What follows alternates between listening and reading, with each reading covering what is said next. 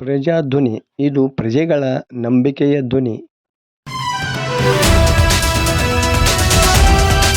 ಪಡಿತರ ಚೀಟಿಗಳನ್ನು ರದ್ದುಪಡಿಸಬಾರದು.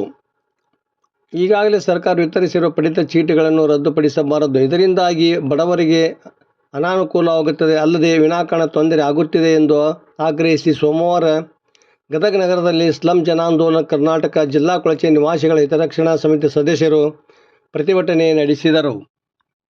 ತಾಂತ್ರಿಕ ಕಾರಣಗಳ ನೆಪದಲ್ಲಿ ಈಗಾಗಲೇ ಸರ್ಕಾರ ನೀಡಿರುವ ಪಡಿತರ ಚೀಟಿಗಳನ್ನು ರದ್ದುಪಡಿಸಿದರೆ ಬಡಜನತೆಗೆ ಬಹಳಷ್ಟು ಸಂಕಷ್ಟ ಎದುರಾಗಲಿದೆ. ಹೀಗಾಗಿ ಇದನ್ನು ದೃಷ್ಟಿಯಲ್ಲಿ ಇಟ್ಟುಕೊಂಡು ಸರ್ಕಾರ ಪಡಿತರ ಚೀಟಿಗಳನ್ನು ರದ್ದುಪಡಿಸಬಾರದು ಎಂದು ಕಾರ್ಯಕರ್ತರು ಒತ್ತಾಯಿಸಿದರು.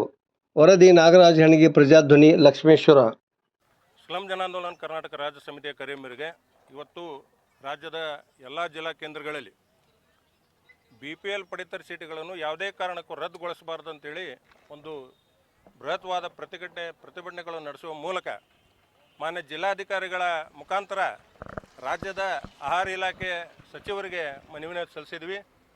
ಏನು ರಾಜ್ಯದ ಮುಖ್ಯಮಂತ್ರಿಗಳಾದ ಮಾನ್ಯ ಸಿದ್ದರಾಮಯ್ಯರು ಯಾವುದೇ ಮಾನದಂಡಗಳು ಇಲ್ಲದೆ ರಾಜ್ಯದ ಬಡ ಜನರಿಗೆ ಪಂಚ ಗ್ಯಾರಂಟಿನ ಯೋಜನೆ ಜಾರಿಗೆ ತರ್ತೀವಿ ಅಂತೇಳಿ ನುಡಿದಂತೆ ಏನು ನಡೀತೀವಿ ಅಂತ ಹೇಳಿದರು. ದಯವಿಟ್ಟು ಮಾನ್ಯ ಮುಖ್ಯಮಂತ್ರಿಗಳು ಪಂಚ ಗ್ಯಾರಂಟಿಗೆ ಯಾವುದೇ ಮಾನದಂಡಗಳನ್ನು ವಿಧಿಸದೆ ನುಡಿದಂತೆ ನಡಿಬೇಕು ಅಂತೇಳಿ ಈ ಒಂದು ಒತ್ತಾಯದೊಂದಿಗೆ ರಾಜ್ಯದ ಎಲ್ಲ ಜಿಲ್ಲಾ ಕೇಂದ್ರಗಳಲ್ಲಿ ಹೋರಾಟವನ್ನು ನಡೆಸಿದ್ವಿ.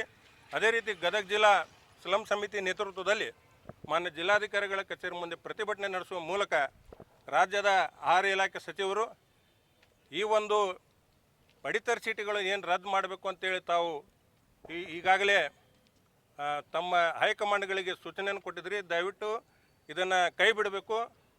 ಎಲ್ಲ BPL ಕುಟುಂಬಗಳಿಗೆ ಪಂಚ ಗ್ಯಾರಂಟಿಗಳು ಮುಂದುವರಿಸಬೇಕು. ಯಾವುದೇ ಕಾರಣಕ್ಕೂ BPL ಕುಟುಂಬಗಳ ಕಾರ್ಡ್ಗಳನ್ನು ರದ್ದುಗೊಳಿಸಬಾರ್ದು ಅಂತೇಳಿ ಈ ಸಂದರ್ಭದಲ್ಲಿ ಒತ್ತಾಯ ಮಾಡ್ತಾ ಇದ್ದೀವಿ.